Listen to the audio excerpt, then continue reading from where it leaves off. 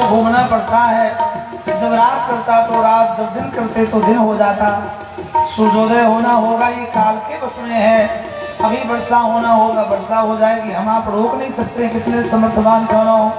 अभी तूफान उठने का होगा, भगवान तूफान चला देंगे, ये काल के हाथ में। तो हम लोग कहाँ हैं? बोले काल के गाल में है, काल के बस में है।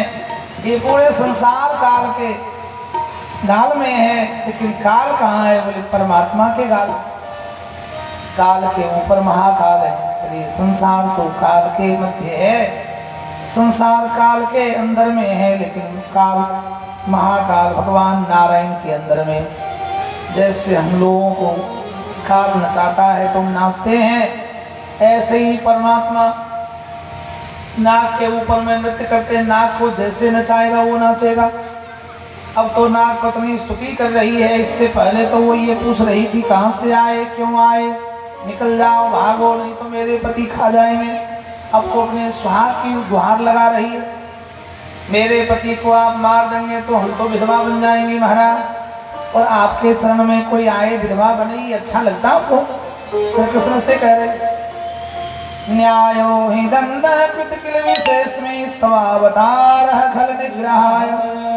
हम ये अच्छी तरह जानते हैं संसार में दुष्टों को मारने के उद्देश्य से विविध रूप में आप आते हो महाराज, लेकिन ईमानदारी से बताइए। बोले क्या सर्प को किसने बनाया? भगवान से नागपत्नी पूछ रही है। भगवान तो नृत्य कर रहे थे, और जैसे नृत्य कर रहे कूद कूद कर तो नाग मुरझा रहा है, ये तो मर ही जाएगा।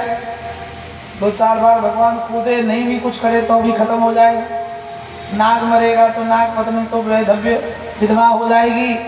इसलिए पूछ रही है, हे प्रभु मेरे प्रश्नों का जवाब दे दो। बोले क्या, नाग को किसने बनाया?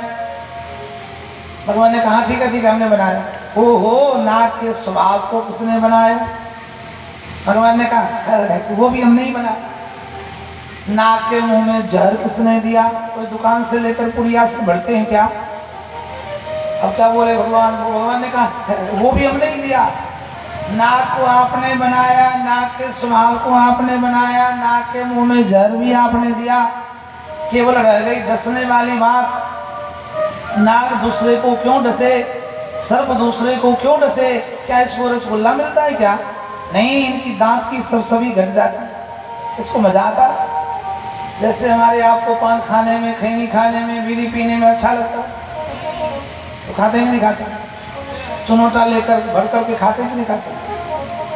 हाँ, दिन में 4-5 बार खाना पड़ता। जो खाते हैं तो नहीं, ईमानदारी से बताइए कितने बार खाना पड़ता? एक बार से काम नहीं चलता है। भोजन भले ही एक बार हो, किंतु अमल नहीं, 4-5 बार।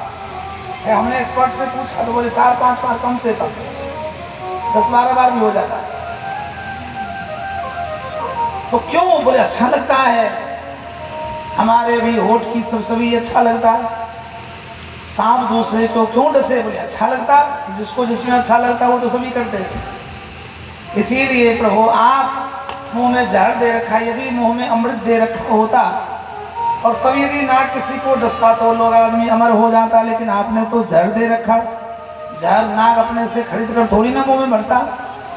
भगवान ने इनकी एक एक बातों पर गौर किया, सोचे और कहा ये तो ठीक ही बोल रहे। इसलिए भगवान ने मारा नहीं, नाग को नहीं मारा, हटाया, जाओ यहाँ से स्थानांतरण कर दो। जहाँ कोई जीव जंतु को जहर का असर आपके नहीं हो, जाओ वहाँ जाओ। आप ही बताइए ठाकुर जी कहाँ जाए? भगवान ने कहा रमन द्वीप के लिए जाओ।